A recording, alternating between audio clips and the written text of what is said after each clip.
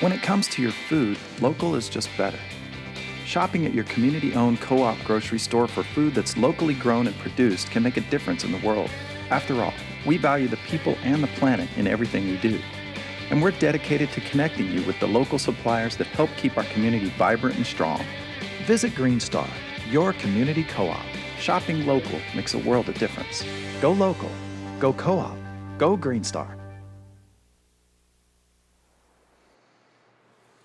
Welcome back to Get Foodie. It's an unseasonably warm, sunny February day, and we're headed over to the piggery.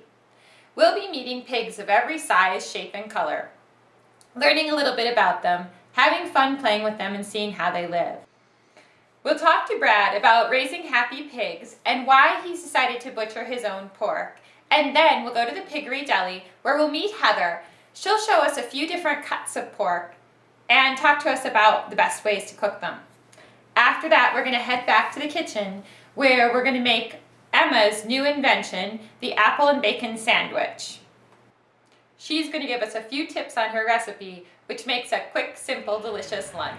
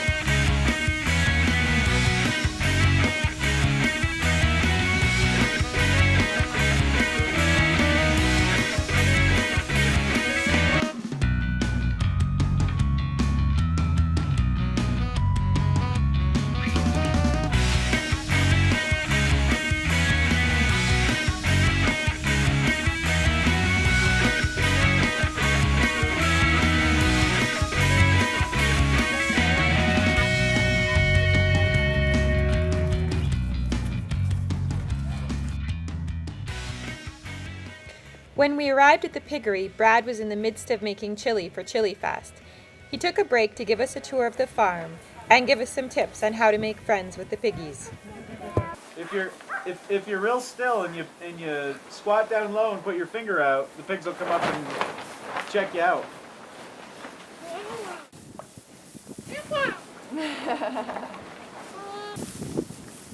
Now, I've heard pigs are the most intelligent animal.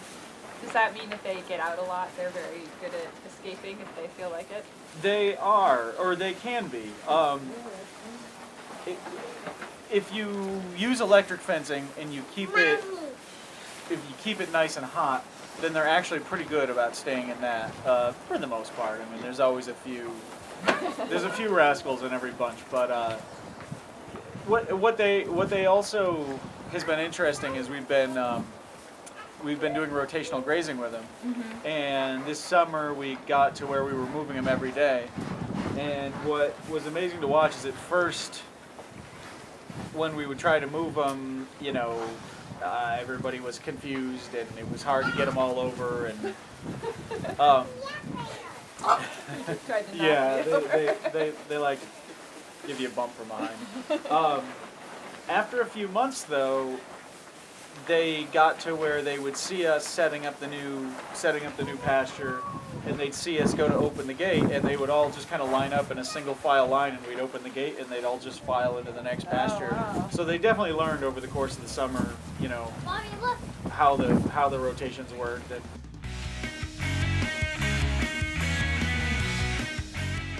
Next, we met the piggery's boar, Chunk. He and his girlfriend, Pig Salad, are rare heirloom breed pigs. They make a lovely couple, and they're expecting another litter later on in the spring.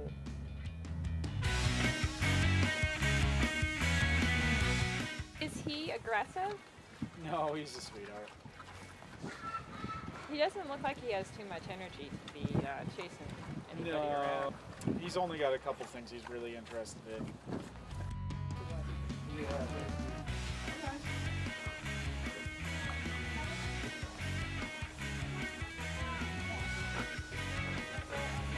Brad and I talked a little bit more about pig farming while the girls hung out with the pigs. you know, if you'd have asked me 10 years ago if I'd have been here today, I would have thought you were crazy.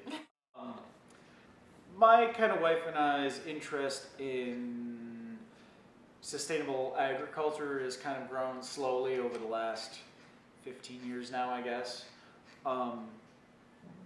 Right out of college, we were living in New York, and I've always been interested in cooking. So it was in New York that we started going to like the green markets, and seeing that like good, fresh, locally grown food definitely sort of sparked something in me. Varieties of vegetables and fresh milk and all of these things that, you know, I grew up in the country, yet oddly, I mean, we had a garden as a kid, but other than that, you know, there wasn't a lot of connection to local foods, even though I was surrounded by farmland. So it's sort of ironic that when I moved to New York City is when I started to kind of notice more local foods. Heather, one night when we were living in California, we were in the San Francisco area, she was looking on Craigslist, and she said, "Hey Brad, somebody's selling a whole hog on Craigslist. Isn't that funny?" And I was like, "Yeah, that's kind of funny."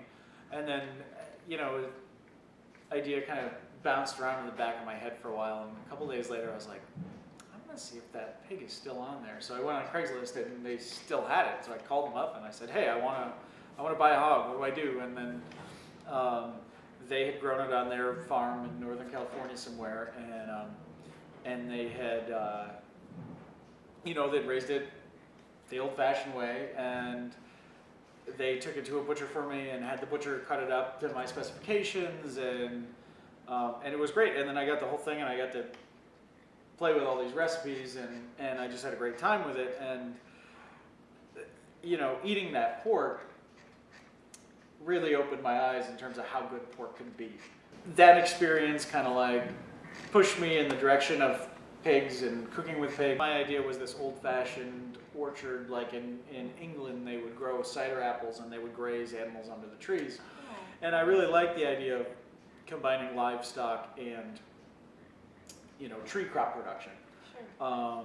And so that was the original vision, and then somewhere along the line the pigs really moved to the front. I just like pigs. They're fun. I like hanging out with them. I like cooking pork. I like, you know, I think they're great to work with. Eventually we decided to make the leap and applied for the farmer's market and got a batch of 30 pigs and converted our basement into a butcher shop, and we were kind of off and running. But that's quite a challenge to take on. I think a lot of people would be intimidated at the idea of working with an entire hog's worth of meat. And probably a lot of your challenge as a butcher is to encourage people to try different cuts and different parts of the animal that they're not used to trying, because most of us, we know what a pork chop is, you know, some of us like tenderloin maybe, and that's about as adventurous as most people get when it comes to pork, unless it's already made into sausages or bacon. Right, no, and that's true, and although pork is having a bit of a renaissance, with people wanting to do more, you know, cooking of interesting cuts, skin on pork belly and some things like that. But right, and that's the sort of the challenge that we have is you've got a pig and it's got so many of each cut, and we've got to figure out a way to sell the whole thing every week without having any leftovers and keeping our customers relatively happy. And so that's been a really interesting learning curve. Yeah, and the tenderloins, I mean, that's one that of course, like our pigs have, one pig has maybe 1.5 pounds of tenderloin on the whole pig. Mm-hmm. And it's a very popular cut, but you know, part of it of course is being able to make pate and grind things into sausage and that kind of thing. But another part of it is just customer education. Just to throw one basic example, I had a woman who came in the other day and she said, "Oh, you don't have any tenderloin, do you?" And I said, "No, I'm sorry, you know, we're sold out," as we often are. And I said, "Well, what were you gonna do with it?" And she said, "Well, I use it in a stir fry." And I said, "Well, you know, I can thinly slice you some of the Boston butt, which is a shoulder cut. And I said, it stir fries great, it's more flavorful in a lot of ways, and it's half the price. We don't shy away from the fat on our meat either, because we think that, well-raised pork fat, the way that we raise it, is actually very healthful. Pork fat from pigs raised outside is one of the best sources of vitamin D that we can produce locally, or the best source that we can produce locally. But you don't get the vitamin D unless you eat the fat. Wow. We're doing what we can to make sure that everything gets sold, and we've been pretty successful at it so far, I think. That's great. Obviously the traditional model is that you would farm as a farmer, you would raise pigs and then, slaughter them yourself, or maybe your neighbors would help you, and then sell everything on the pig. But we've gotten so far away from that as consumers. We've gotten so far away from the idea that people are committed to what they're doing. They're making choices of what kind of food they're going to raise or grow, and then following through with it. By law, animals have to be slaughtered at a USDA inspected slaughterhouse. So what we get back from the slaughterhouse is half pigs. Each half weighs about 100 pounds-ish. And all of the cutting is done in our butcher shop. So there we do all of the cutting into the final cuts. We do the smoking, we chop the meat for sausage. Raising the pigs and then actually doing a lot of the butchering and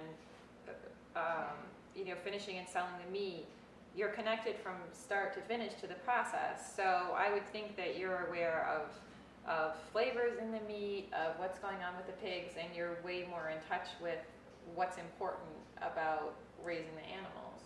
Right, and there's so many things that go into the quality of the product that you're putting out there. Everything from the genetics of the animal that you choose to, like I was talking about outside, like what you feed the pigs and how fast they grow. I think that, compared to a factory-raised pig, which might go to the slaughterhouse at 4 to 5 months of age, our pigs going to the slaughterhouse at 9 months of age. I think those extra 5 months of age makes all the difference in terms of the flavor of the pig and the marbling and just that maturity level. I just think is really necessary to create a full flavored pork. Raising them in an unstressed environment and sort of culturing them to things in the world so that they're not totally freaked out when they have to get on a truck and go to the slaughterhouse makes a big difference. And then once we get that back, it's it's such a shame to raise a nice animal and then not get it cut the way you want it. And we're able to do things like deli sliced ham and liver pate that otherwise they're just not available locally unless you do it yourself. Well, we want to make the best pork you really have to do it from start to finish if you want to put the best product out there. Yeah. With our deli, selling sandwiches and prepared ready-to-eat food. So Right. it takes it one step further to actually giving you something to eat right now. Right.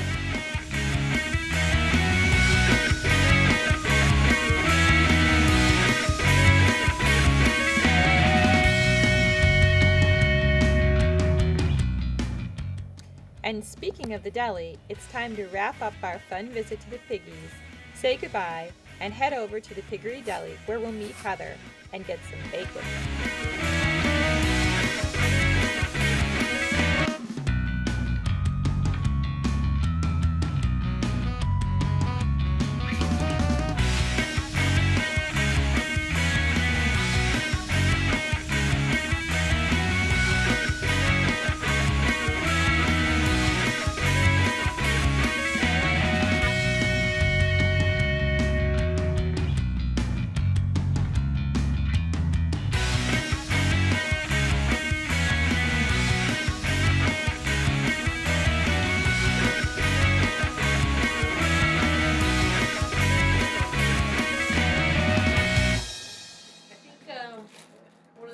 interesting things that we have here is that we are very specific in how we cut our pork chops. They're French cut pork chops, and you'll notice that they have an entire rib of the pig. So however big my pig is that week, this is how it comes out. And so this particular cut is called a rib chop, and it is the top of the loin nearest to the Boston butt shoulder cut, close to a country style spare rib. And you'll notice the definition there in the center of the loin, as well as some of the marbling that happens right there.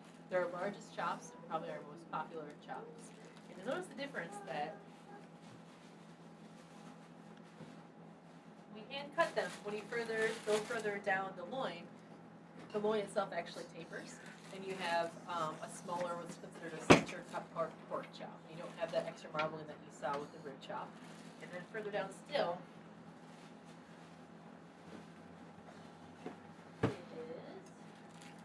this is a sirloin cut pork chop.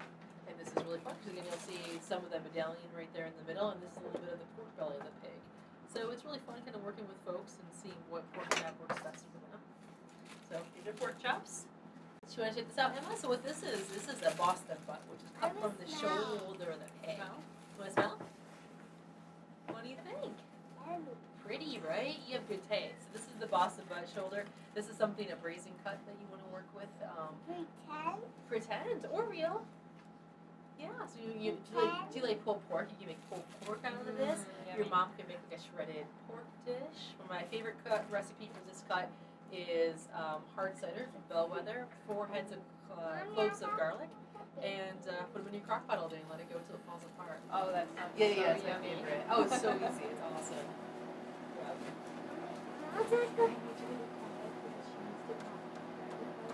The tenderloin. This is the prized cut of the pig. This is the tenderloin. And that, you want to smell? And that comes, you remember how I was showing you those pork chops? That comes like from the undercarriage to the loin. And you kind of gently cut that out. It's a very neat, very prized cut. This is a standing rib roast that can be cut to order. You want to smell? I like that you want to smell all those. So this is a standing rib roast. It's basically the loin, pork chops kind of all stuck together. And we make sure we fry each of the bone parts. So if you cook it together, it's easy to slice apart. Here are some of the sausages that we hand twist. Do you know what sausages are? You want to smell? You're going to be a food critic someday, I know it, or a food writer or something. So this is baking lard. So you can put this in and make pies with it. The most popular, you want to smell? You like bacon? Alright, thank you for shopping at the Piggery. Hi, I'm Emma. Today we making bacon and apple sandwiches. That's right. We're back in the kitchen after visiting the piggery, and we had so much fun enjoying a really unseasonable spring day, running around in the sunshine and getting very muddy, especially Emma. Right, Emma? Yeah. Did you like meeting the piggies? Mm-hmm. So we learned quite a lot about raising pigs and butchering them and the quality of the meat that you get from pastured hand-cut pork.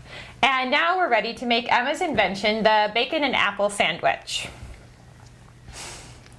Emma and Rebecca are both going to help us out. We've got some whole wheat bread from the Oasis Bakery, some piggery bacon, apples, mayonnaise, and sprouts. Emma and Rebecca are going to show us how to make the sandwiches. We started by frying up some bacon. When you're cooking bacon, it's important not to have the heat too high. Keep it on a medium-low heat and make sure that you pull it out just before it looks like it's all the way done, because if you let it go that extra minute longer, it scorches very easily and can get burned. Now, Rebecca and Emma are going to show us how to make the apple and bacon sandwiches. We're going to start out by slicing one apple very thinly.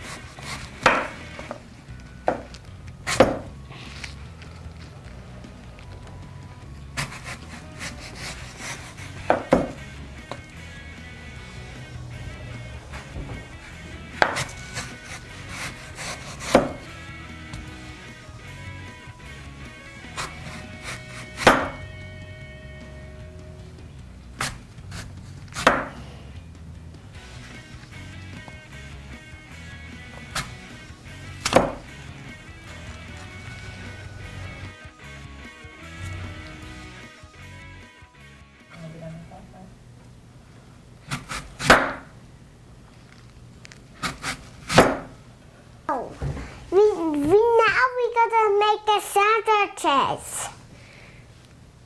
Okay, so we're gonna take 2 slices of bread.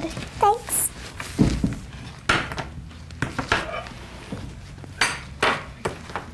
We're gonna put mayonnaise on them. I want to put the mayonnaise. There, you can spread it around.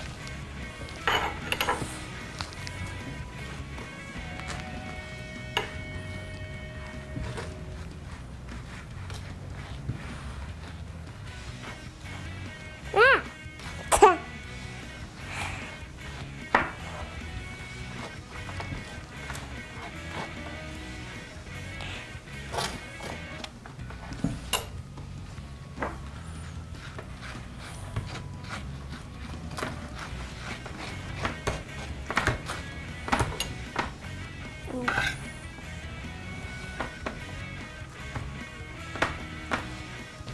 Now we're gonna take some bacon. Emma, are you done with that? Yeah. Okay, some bacon. Thanks.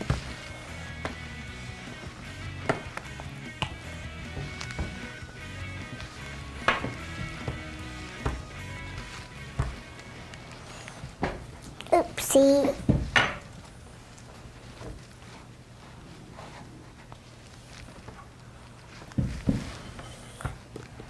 Okay.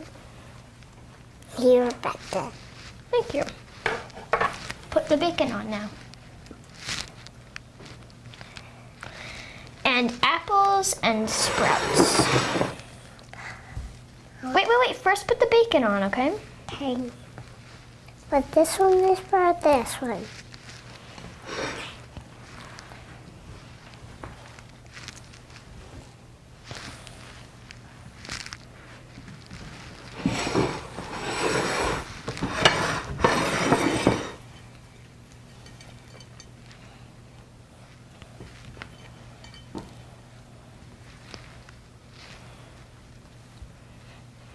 Very big sandwich.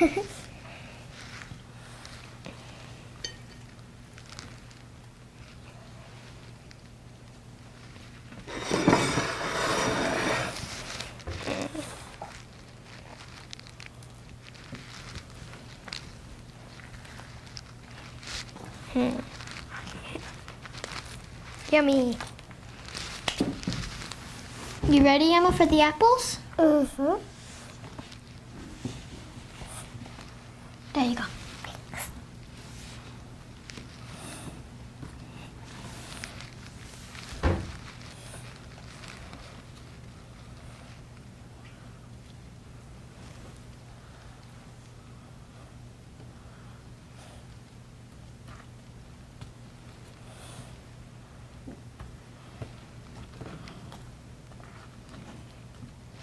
And some sprouts. There you go. I can't look. This. Here, maybe. It's a little too much for you.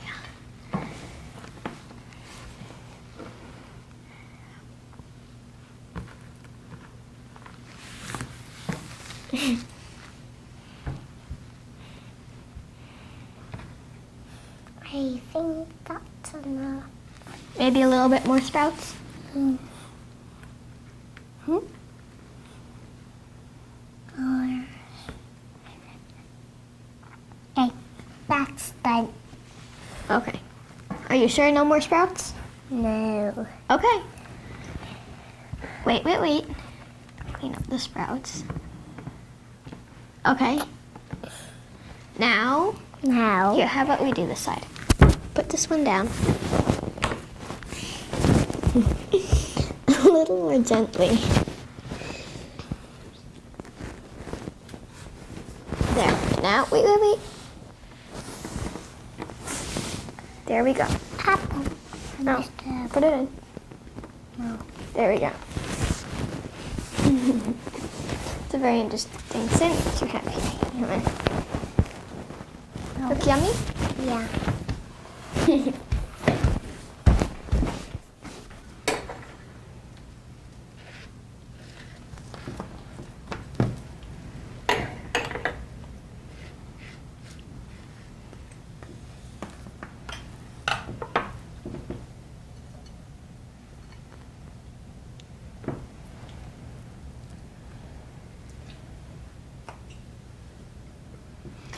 like to put a lot of a mix of sprouts on mine. Now, Emma invented this sandwich last week. I asked her what she wanted to have with the bacon, and she said apples, and we put it together, and we enjoyed it so much that we made it into an episode. So this is Emma's bacon and apple sandwich. If you like the apples, and you like the bacon, and you like the sprouts, right? Okay, we're all ready and excited to enjoy Emma's apple bacon sandwich. You gonna go first, Emma? Okay, go ahead. Yeah.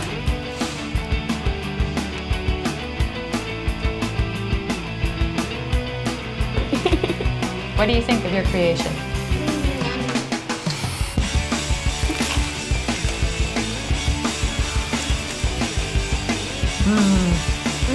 They're so good.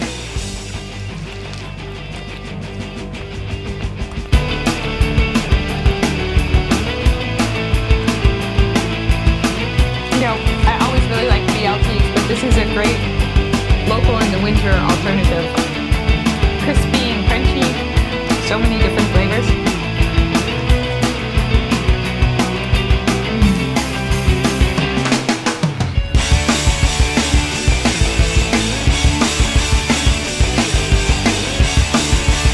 How is it with the fish shoots? It's good.